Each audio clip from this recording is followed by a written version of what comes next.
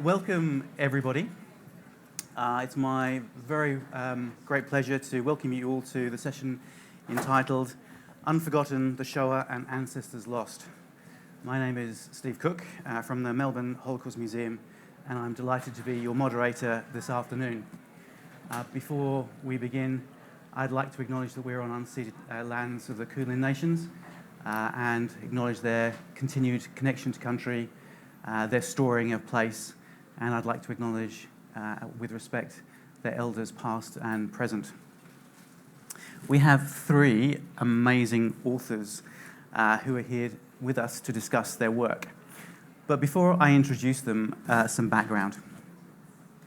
Australia is home to the largest per capita number of Holocaust survivors outside Israel and have made an immense contribution to Australian culture, social, political, and economic life. Some survivors spoke freely about their experiences. Indeed, the first written testimonies were published in Australia in Yiddish in 1948. From the 1980s, the organised collection of testimonies by those such as the Shoah Foundation in the US and in Melbourne at the then Jewish Holocaust Centre, where 1,400 testimonies were collected under the leadership of the late Philip Maisel, have done much to bring these stories to light. In many other families, however, there were silences. We are the last generation who will have the privilege of hearing the survivors' experiences firsthand. This means how their stories are told, along with its continuing relevance to contemporary societies, become of utmost importance. And many of you who will have already hopefully been to the Melbourne Holocaust Museum, where the testimonies collected by Mr. Maisel underpin the exhibitions, and we still have 25 survivors who courageously come on a regular basis to share their stories with students and the general public. At the same time, descendants of survivors, the second and third and future generations, are engaged in telling their stories in new and innovative ways. 6 million murdered can often seem an abstract number, but each of those 6 million Jews was a mother, a father, a son, or a daughter. Everyone had a name. We're privileged to have three such future-gen authors with us today who in different ways through their work embody the process of recovering those names and stories.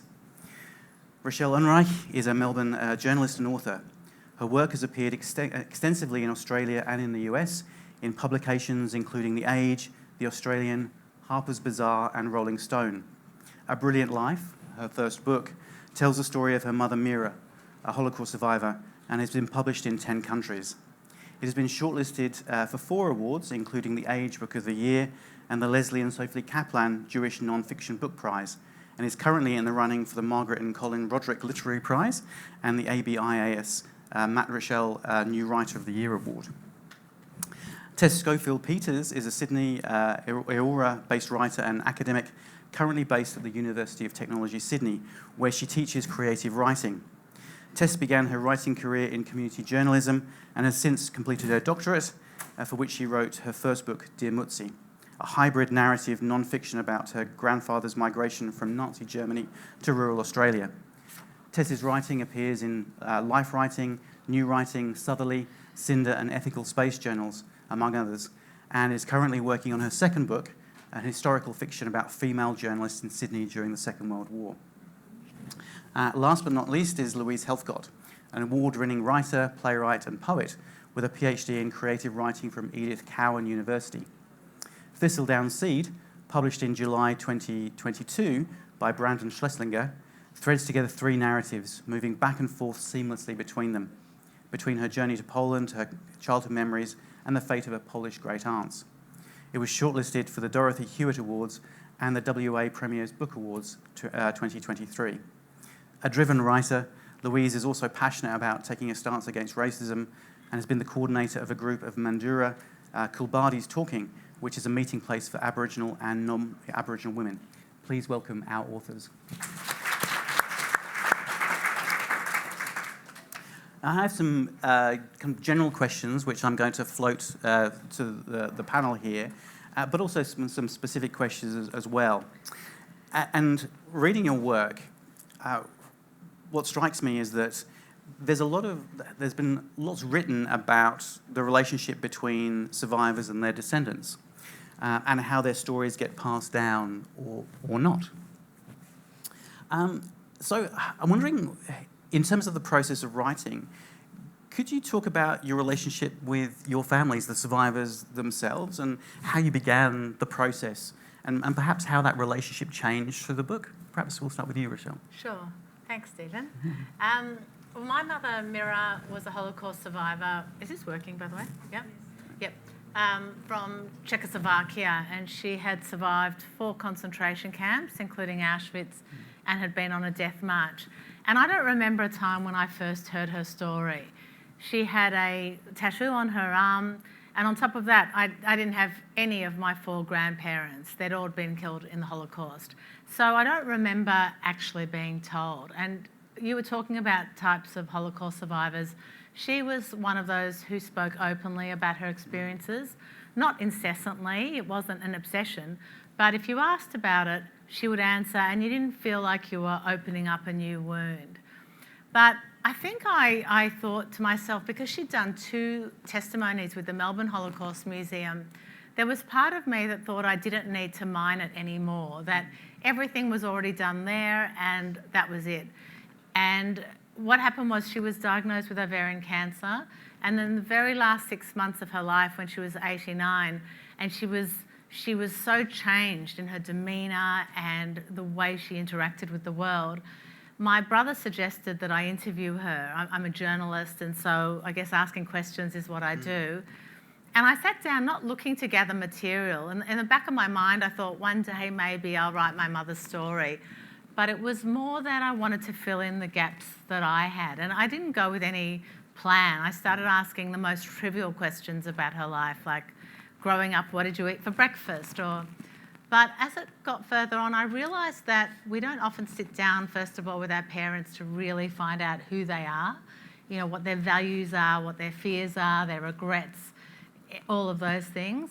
And also, when I look back on it, I asked her questions that probably don't get asked in the Holocaust testimonies. How did you feel? Did that, you know, one of the questions I asked her was, how did you keep going after the war? Like, how did you not just collapse in a heap? And I think those are the questions that as a child you ask, but not necessarily as an official historian or interviewer.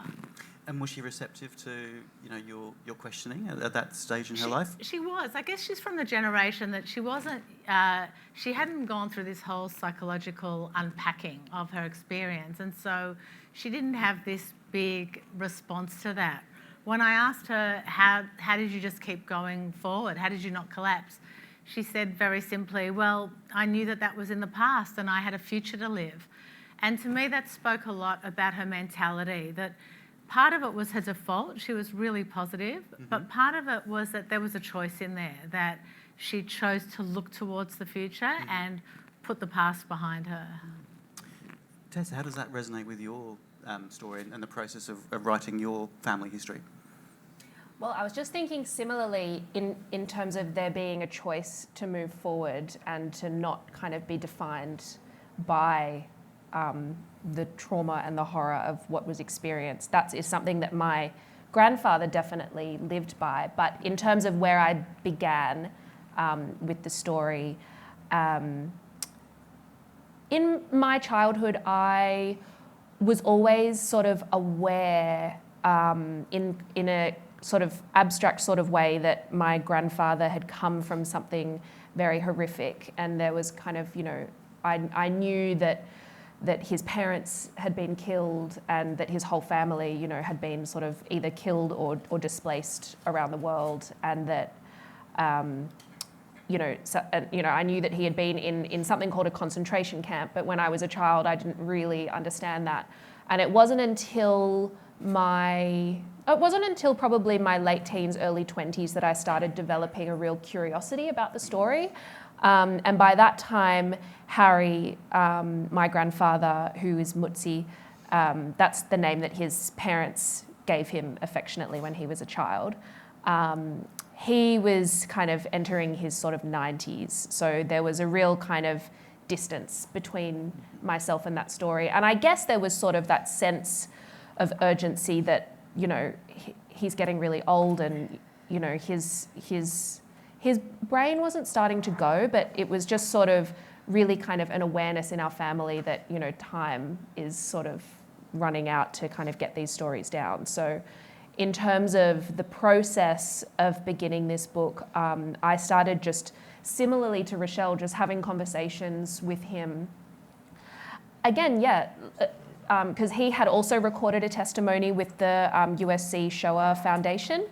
But yeah, a more sort of, questions that wouldn't necessarily be asked, like what did your childhood room look like, which is a hard one, asking someone who's 95 what their childhood bedroom looks like, or, you know, what were your parents like? And whenever it became a question of his parents, Max and Edith, who were kind of the focal point of my book, he never really said anything more than than the kind of handful of facts, like he never really went into who they were as people, because maybe because he didn't want to remember, because it was too hard for him, or I'm not sure, but that's kind of, you know, when the kind of letters came in. I found a box of letters that were written by Max and Edith to Harry when he was 18, and that kind of became the tranche from which I drew their sort of characters.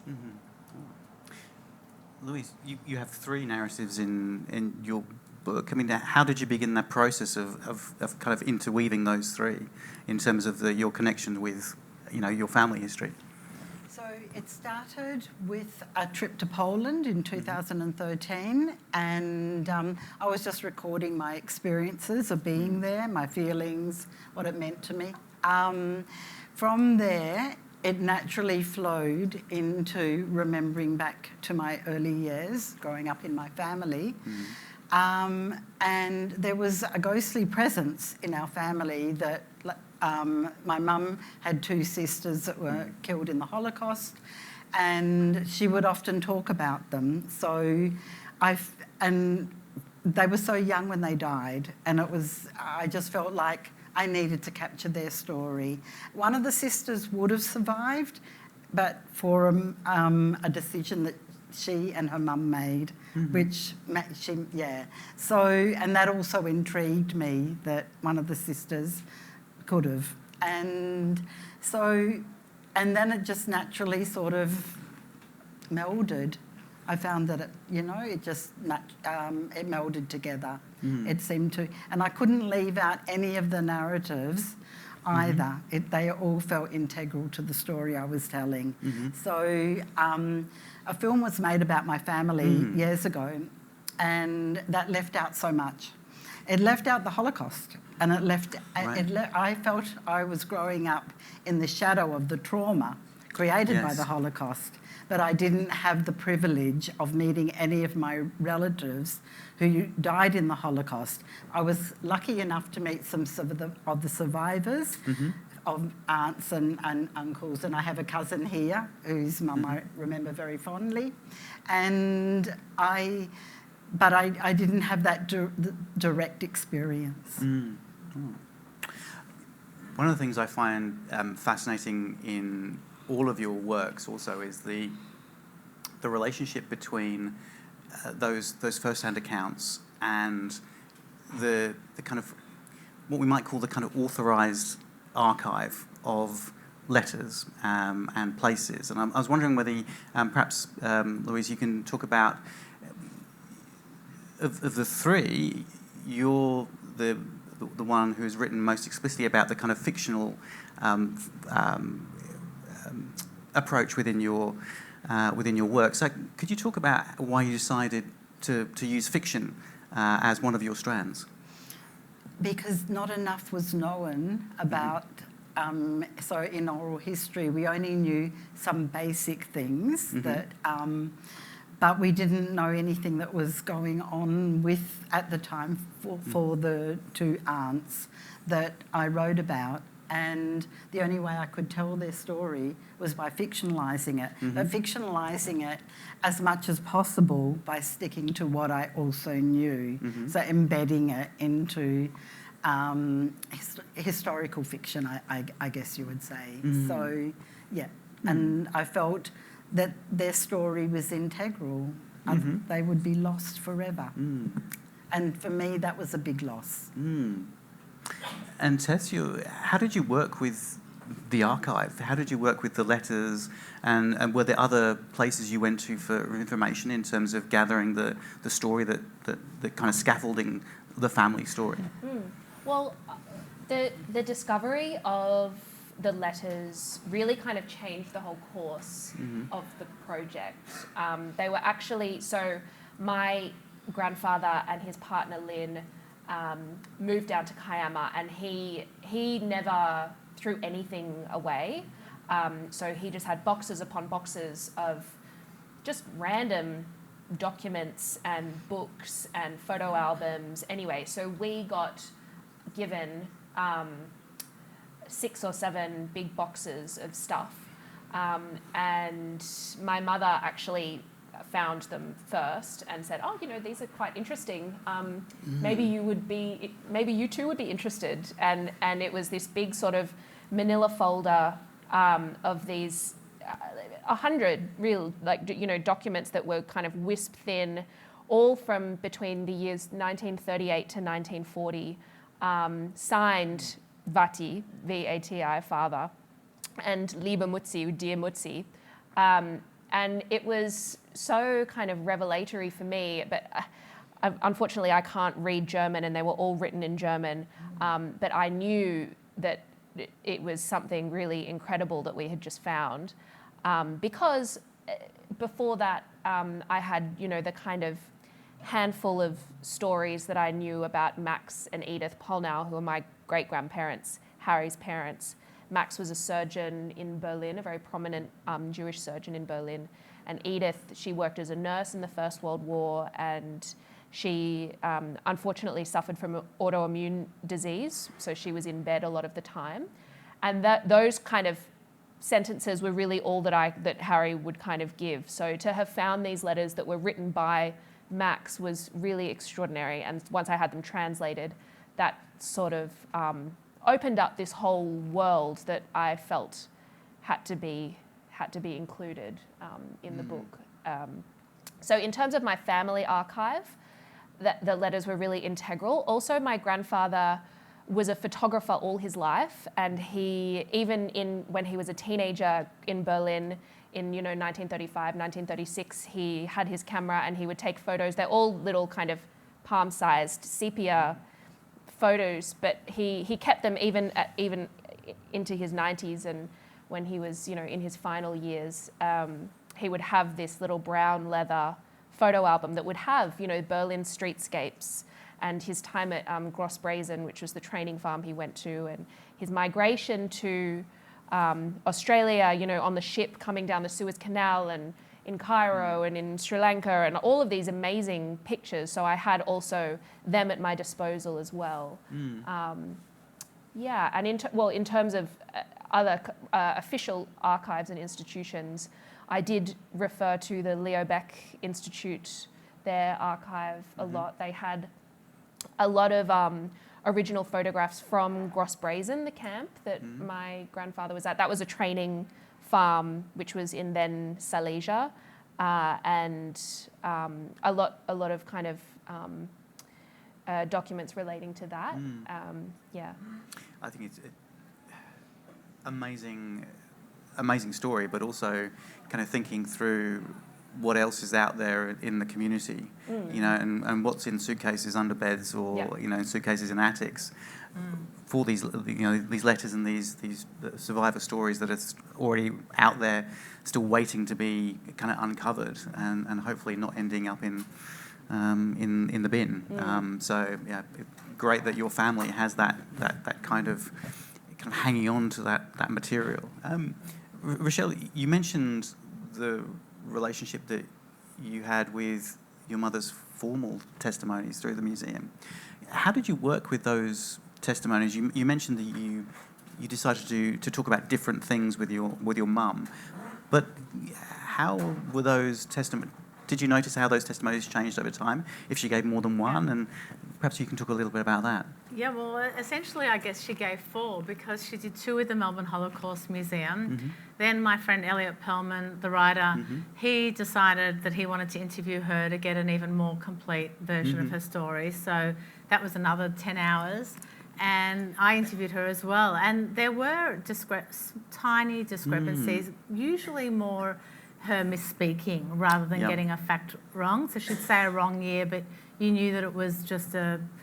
In fact, she was otherwise really consistent. And what was amazing was, as a journalist, I really wanted to make sure that I could verify everything, because my biggest fear was that somebody would point to one element and say, that's not correct, and then it would cast doubt on everything else.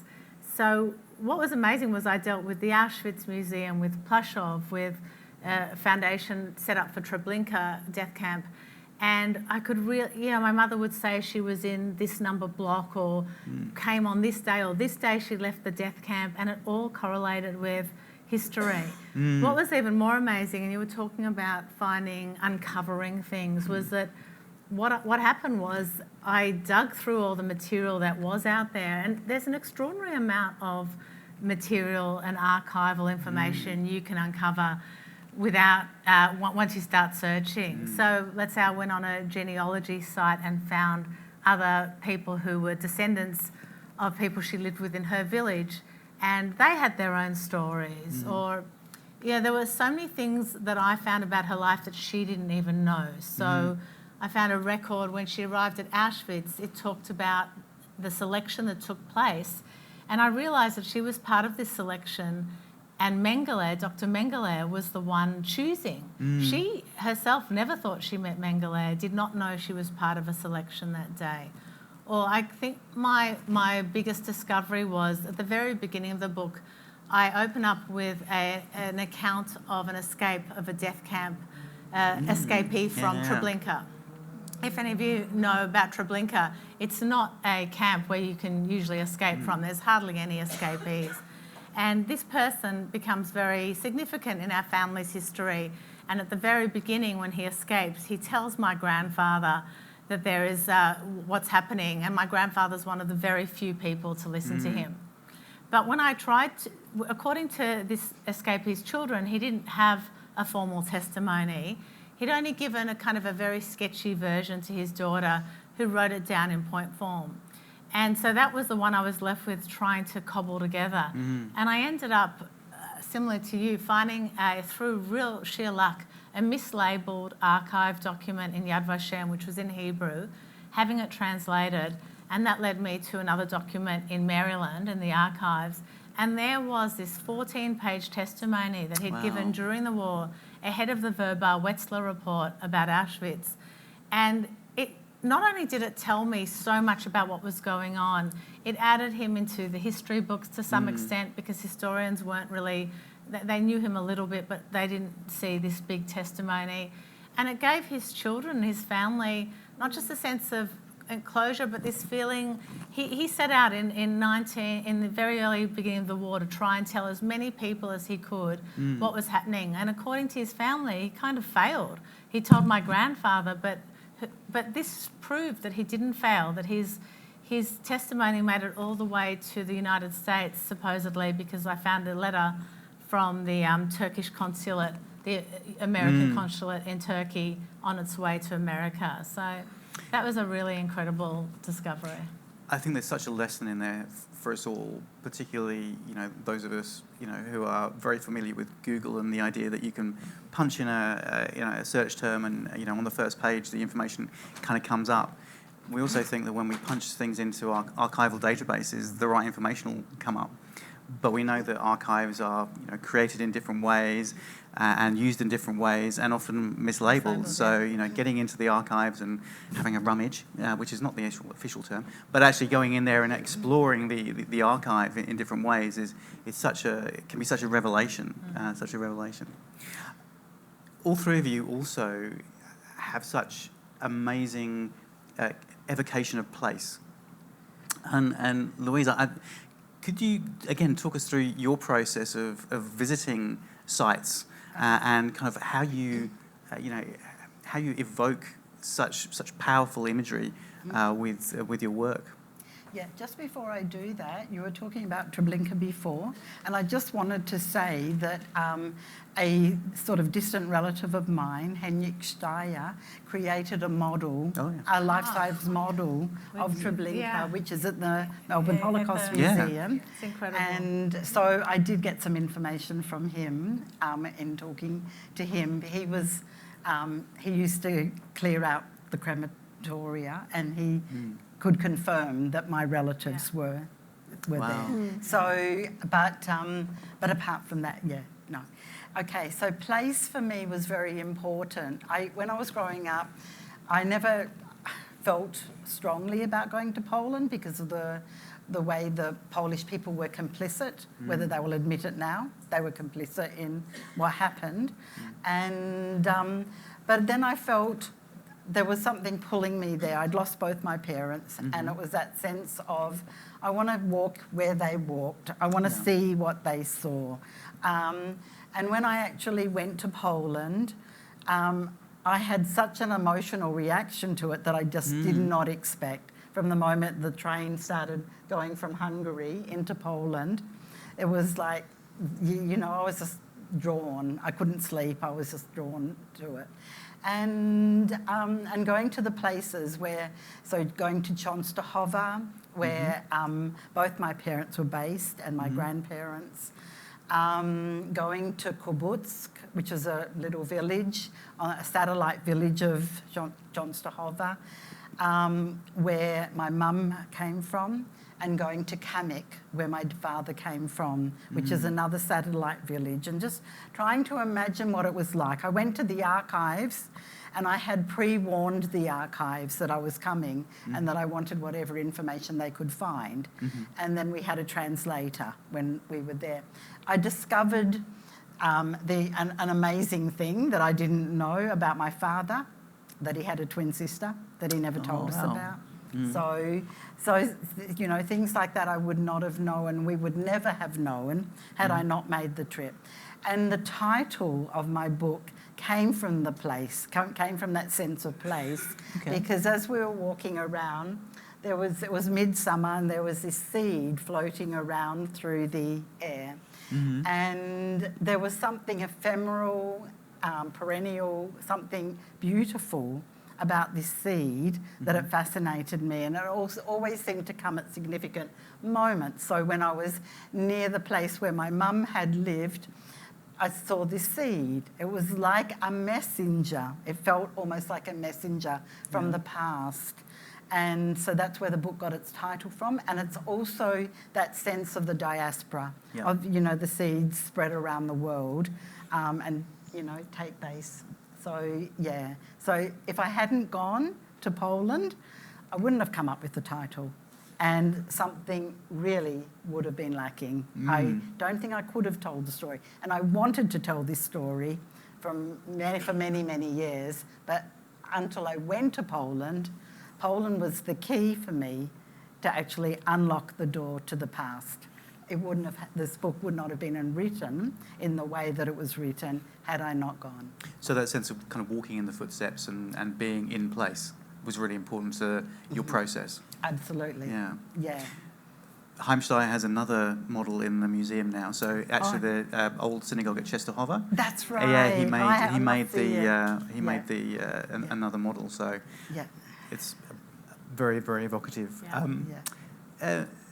Tess, you know, in terms of writing place, what's really fascinating in your work is those notions of presence and absence. And I was reflecting on that time that you went with the curator at the Adelaide Museum to Kaipo.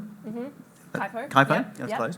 Kaipo, and that notion of Harry being there and not there. And I was wondering if you can, again, talk about notions of presence and absence within your work. Yeah. So when Harry arrived in Australia, he was 18, and he got off the ship, the Strathallan ship, originally in Melbourne, but then in a last-minute change, the Jewish Welfare Society said, no, we're going to house a group of 6 of you at this place called Kaipo Colony, and it's in Adelaide. So you're going to just, hop on the train and go to Adelaide. And it was, I mean, you can kind of imagine it was July as well, so it would have been freezing in the Adelaide hills. And I just think about how difficult it would have been for them to just be kind of thrust into the Australian bushland coming from metropolitan Berlin at 18. And so they came to this place called Kaipo Colony, which was a Methodist mission, and it was actually a place where they rehabilitated ex-prisoners, and also they housed single men who had been left destitute in the Depression. So they were they worked for board, and they worked, it was an agricultural mission. And so while at the time that I was writing, it was COVID, and I had originally planned to go over to Berlin, but obviously that was thwarted.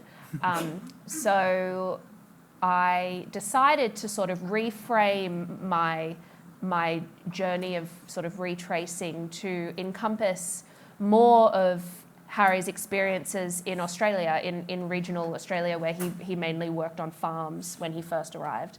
And so I went to Adelaide, and it was really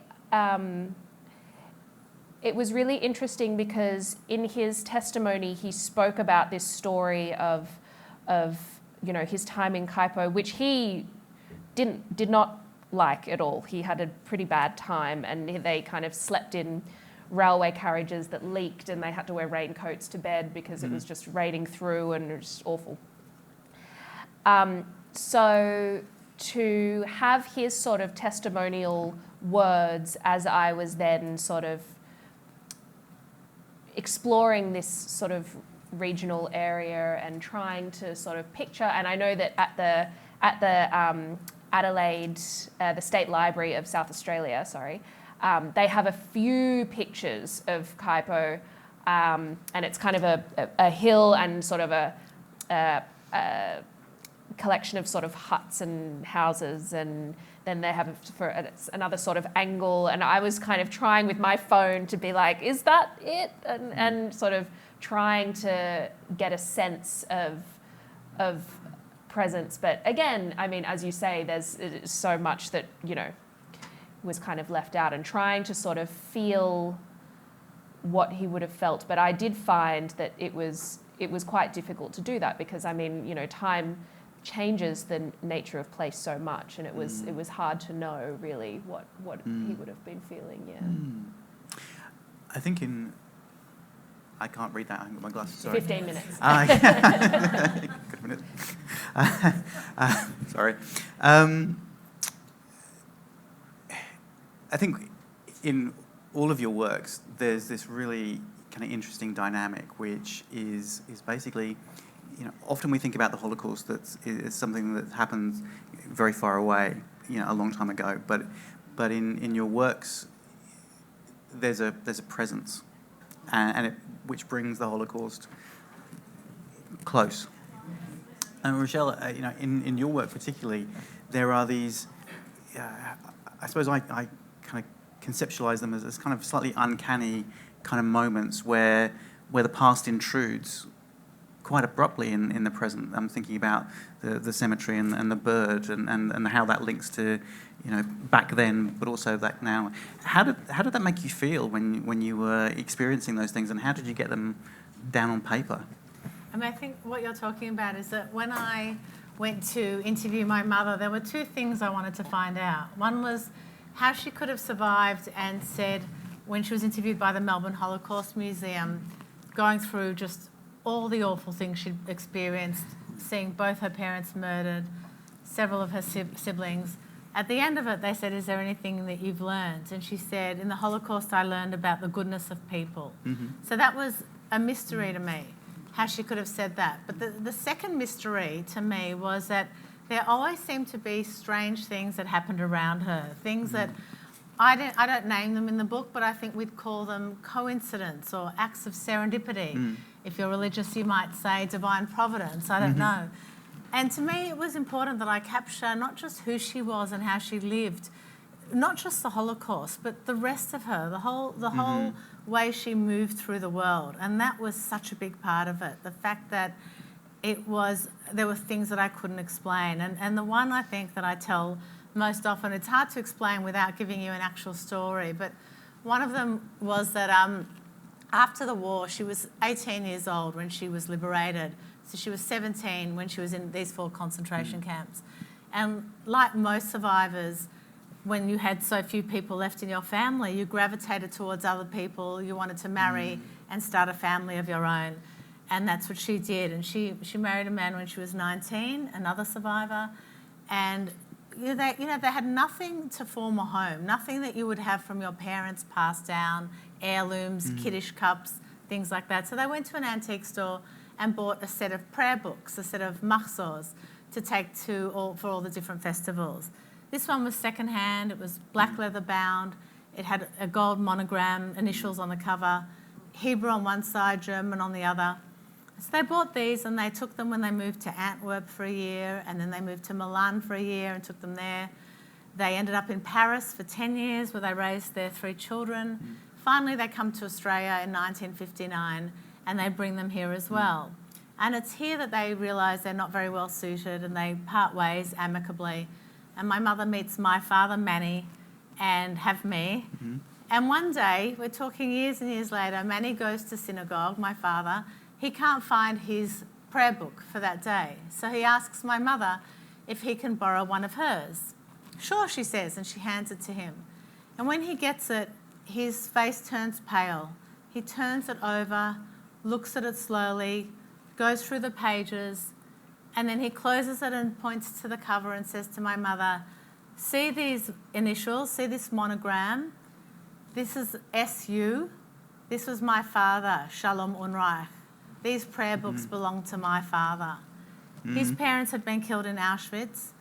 And, and I can hear, that's always the reaction I get, that kind of like, because you can't explain, you can explain it and say, well, they bought it in Prague, blah, blah, blah.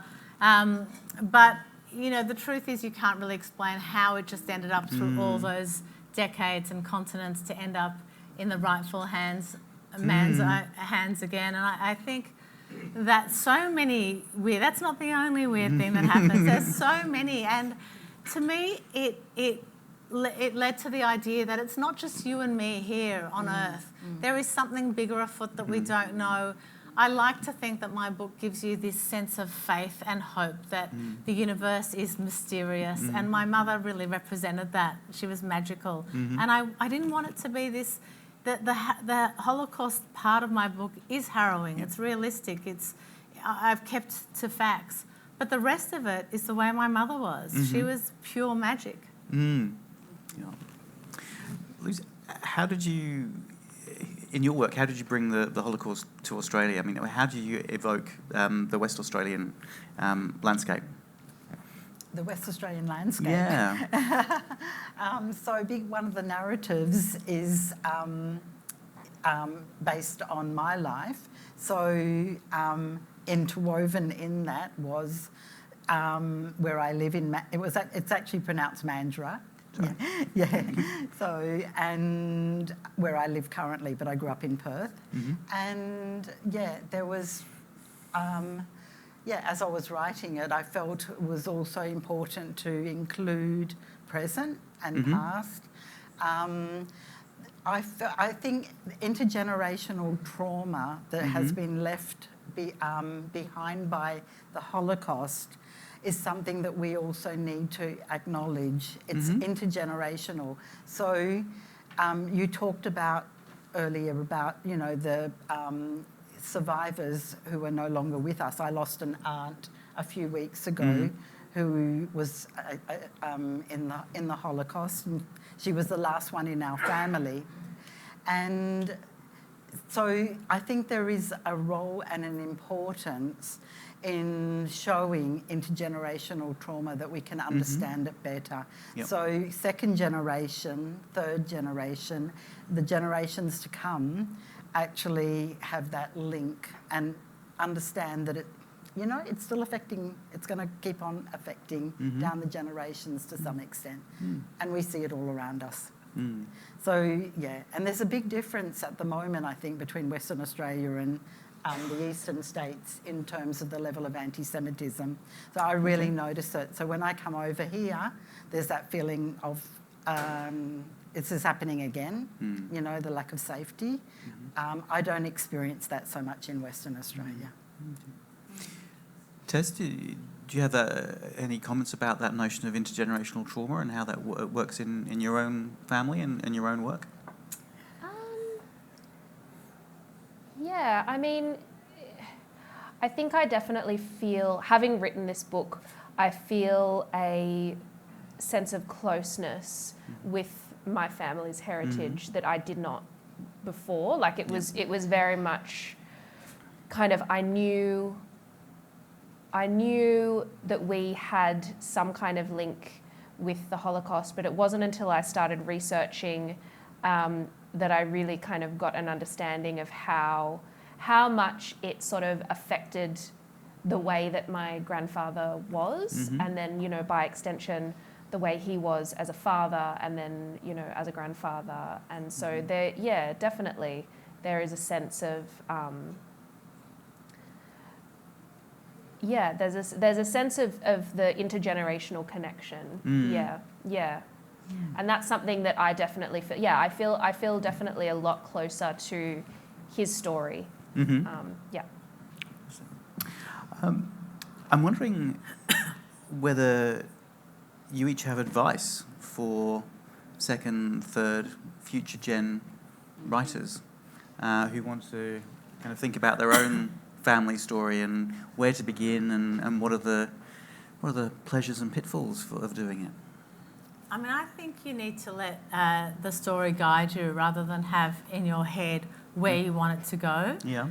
In my case, I was led by my mother's sort of sense of joy and the way she lived her life. And I think if you have read about the Holocaust, you might have some ideas about it, let's say, that might not have been true for the person you're writing. Yeah. So you really have to be guided, I think, if you're writing a non-fiction, by facts, and then explore as much as possible. I mean, as we touched on before, it's incredible what's out there. I interviewed recently Julian Borger, who wrote I Seek a Kind Person. His father came to England as a 10-year-old. He didn't think that he had any information about what his father's life was like in Vienna, and yet he found a diary belonging to his father's old high school friend he'd revealed it all to her. So he found this document. So I think there's a lot to uncover, speak to lots of people, and think about not what commercially you think would be successful, but what in your heart you want to write. I just think, absolutely. There's so many stories, more stories to tell, so many more archives to engage with. Tess? Yeah, absolutely. I agree with all of that. I also think that it's very, I found it to be an extremely emotionally and psychologically draining and quite, it was a very heavy experience that I carried for, the years that I was writing the book. And sometimes I felt quite ill-equipped to deal with some of the things that I found out about my extended family. So I would say be prepared to find things that you didn't expect and that I think with any sort of historical excavation of this kind that deals with sort of extreme trauma, that's you need a certain amount of psychological preparedness for that, I would say. Yeah. And how do you find support? I mean, is that from the family, or how do you find psychological safety? Yeah, good question. From family, I would think. They were always really supportive of the work that I was doing. Yeah, I think talking things through with Harry's partner Lynn, also with my mum. Yeah, I found a lot of support there, and also taking a bit of time away from the project when I needed to, and then sort of stepping back into it. Yeah. And so, in terms of the next generation, I would say never give up on hope. Never give up on taking that risk to find out more, and you know, be true to your principles. Be true to, because you know there were a lot of people who lost their lives, but we have the privilege of having had our lives. It's something to be treasured. And I also work in counselling a lot of young people who have often a sense of hopelessness. And I think that, you know, trying to reminding them that all life is precious and to be treasured, you know, so trying to leave that legacy behind through what I write too.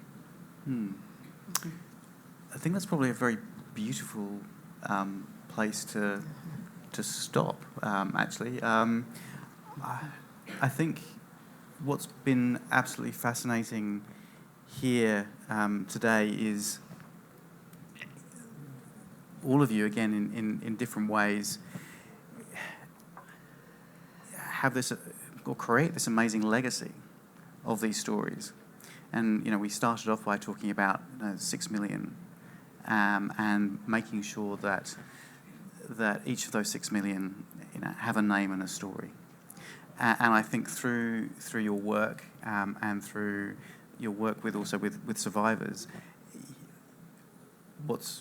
I think it gives us, it's a real privilege for us to be able to engage with those stories and to be able to engage with stories that aren't yet past, you know. And I think what's really comes through in your work and also the conversation today is that these stories have currency.